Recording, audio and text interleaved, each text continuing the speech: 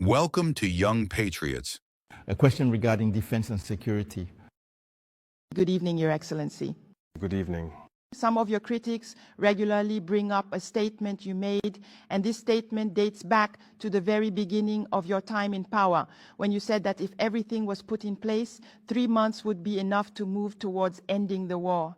These critics now say that 3 years later, the war is still not completely over. Mr. President, how do you respond to this tonight? All right, thank you very much, and thank you all for coming to this interview. It's true, that's what we would have wished for, but things did not go as expected, and I said if everything was put in place. So, there are several approaches to implement in order to achieve this goal within the given time frame, but not everything was carried out as we had hoped. First, adversity. So, as soon as we came to power, we had hoped that we would be allowed to work quickly and make progress. Unfortunately, some people approached us and wanted us to go along with their agenda because their goal was not for the war to end so soon. I'm talking about certain foreign forces that were present on our soil. We had heated debates with diplomats from elsewhere on the matter, but no one wanted us to move toward ending this war. We understood this through their message. If people come to us and tell us that we have to accept that they support the terrorists while also supporting us, it means exactly what it sounds like. This is a war being deliberately maintained. So we quickly understood and got rid of all the forces that were present here, whether they were French forces, American forces, and we realized that the struggle would be tough. The second thing was also that we believed we at least had a minimum stock of weapons and ammunition. Today, I can tell you what I actually found in stock, for example. There was, for all of Burkina, less than 100,000 Kalashnikov rounds, and as for weapons, we barely had 100. How were we supposed to wage a war? We had to re-equip ourselves, reinforce the army in terms of personnel, weaponry, and everything else. That's why the 3-month objective, if this prerequisite had been met, would have been entirely possible, but there was nothing. We were not prepared for war, neither in terms of equipment nor in terms of manpower. Precisely, Mr. President. As you just said, when you took power, if we want to put it bluntly, there were more men than ammunition in the Burkinabe army. And today, where do we stand with the armament program for that army? And what are the signs that it is gradually gaining strength? Very well. As I said, I can't fully describe the situation as it was. It was catastrophic. And as I mentioned, you might be concerned. There may even be soldiers in this room who were on the front lines without weapons. That actually happened in our army. So these are situations where you might think it was just, I wouldn't say bad faith, but rather an incomprehensible situation. For us, the weapons were there, but they refused to equip us. But when we were confronted with reality, we quickly decided to first focus on arming the personnel who were present. And that's when it became the Banner Korea. Because many powerful countries refused to supply us with weapons. So we turned to those who were willing to supply us with weapons. Very quickly we equipped ourselves, we recruited the VDP, and we were able to pay for everything we needed. We developed an equipment plan for a build-up in strength. And as you can see, for the past 2 years now, the equipment has started to arrive. It's still not over. And more keeps coming in. Maybe in a few days, you'll see even more new equipment being presented, which is mainly support equipment. Because first, the infantry had to be equipped so that every man could be issued a weapon. That was a big challenge. We've achieved it. We're still recruiting, as you can see. Every year, between 10,000 and 15,000 men have been recruited. That was a considerable effort. Because no matter what anyone says, adversity is there. The number of terrorists is increasing because the imperialists are recruiting many mercenaries who come to Burkina Faso to fight. So we have to adapt to the situation.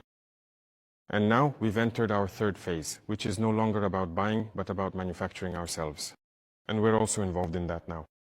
So that's what building up our strength means. It's important to equip ourselves properly, but also to create a defense industry. That's very important.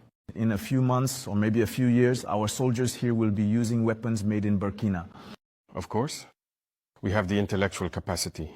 There are resources here, you just have to look for them. And that's it. We're right here at home. You'll see, you'll be recognized around the world.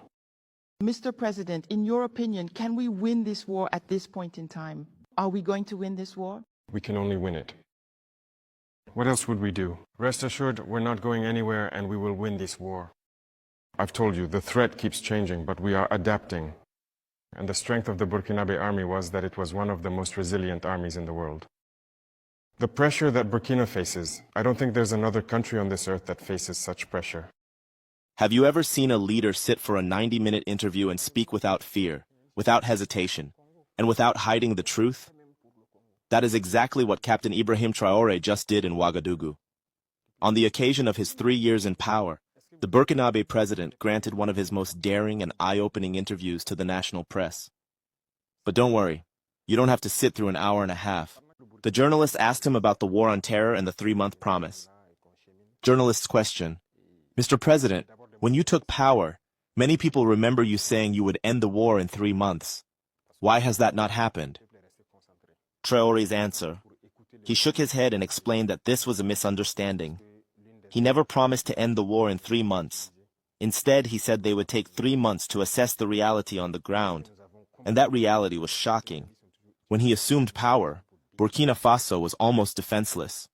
Soldiers were being sent to the front lines without weapons, with little or no ammunition. We arrived, he said, and there were no weapons, no ammunition. Some foreign forces even suggested we make deals with the terrorists. That we could never accept.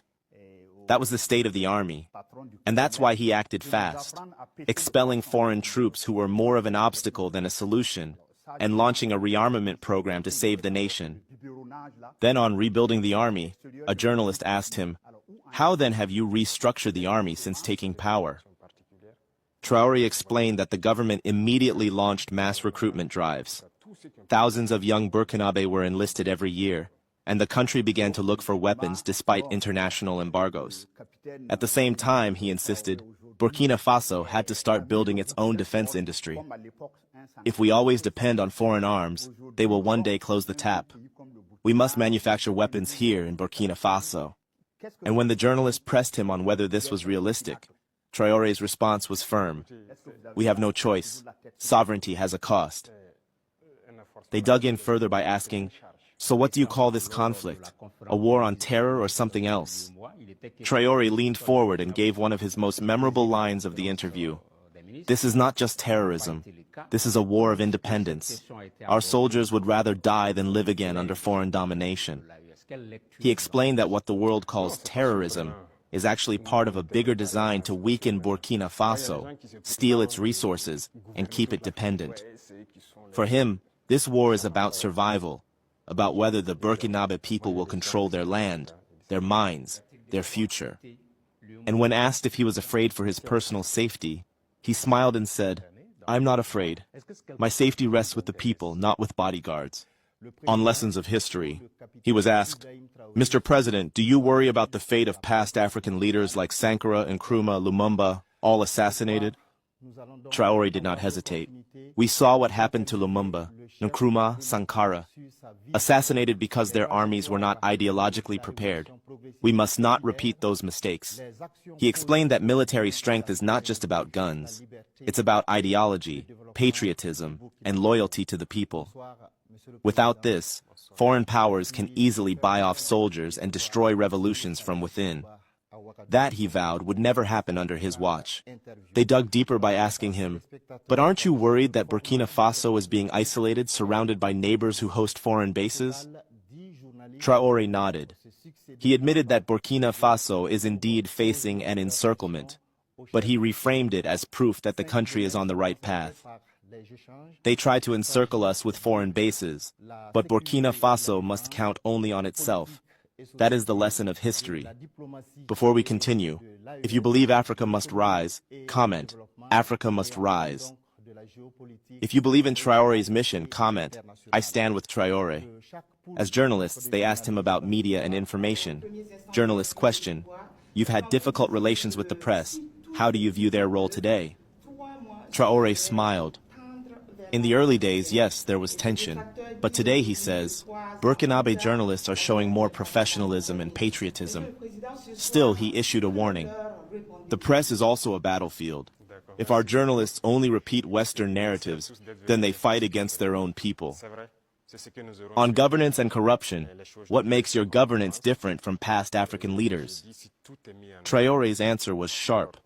We cannot build the future with the old political class that survives only on corruption and patronage. This revolution is for those who choose discipline and sacrifice. He explained how corruption had drained the country for decades. Billions were stolen and siphoned abroad. His solution? Digitalization of state finances. By digitalizing state finances, we will stop the billions that used to disappear into the pockets of elites and foreign companies. Moving on to the economy and development, they probed further. What is your vision for the Burkinabe economy? Traoré listed 3 priorities. 1. Food security. We must feed ourselves before anything else. 2. Industrialization. We must stop exporting cotton and gold raw. We must transform them here, create jobs here, keep dignity here. 3. Energy independence. He mentioned solar projects, hydrocarbon storage, and other measures to prevent external shocks. When asked about foreign investors, he was clear. We welcome investors, but only those who accept fair partnerships. Exploitation will no longer be tolerated. Now turning attention to then youth in the future, another journalist asked Traoré, what place do young people have in your revolution? Traoré's answer was passionate. The youth are our strength. If we give them work, dignity, and patriotism, no enemy can defeat us. He outlined programs to provide jobs through agriculture, cooperatives, and state enterprises. He also described new patriotic education initiatives, teaching children from the youngest age about discipline, sacrifice, and solidarity. And then came one of the most powerful lines of the interview. This is not only a military revolution, it is economic, educational, cultural, a total revolution. You cannot talk about Ibrahim Traoré without factoring in geopolitics, especially Africa and the global struggle. So here's what he was asked, and his answer. What is your message to Africa and the world? Traoré's conclusion was clear. We want to show Africa that sovereignty is possible, that a people and its leader united can resist imperialism. Thank you for standing with us, for standing with the truth, and for standing with President Ibrahim Traoré. In these trying times, your voice is powerful. Don't just watch, be part of the movement. Subscribe to stay updated, share to awaken others, and head to the comment section. Tell us how you feel, what you believe, and what Africa means to you. Together we are louder, together we are stronger. This is Young Patriots TV, and you are the heartbeat of the mission. Thank you.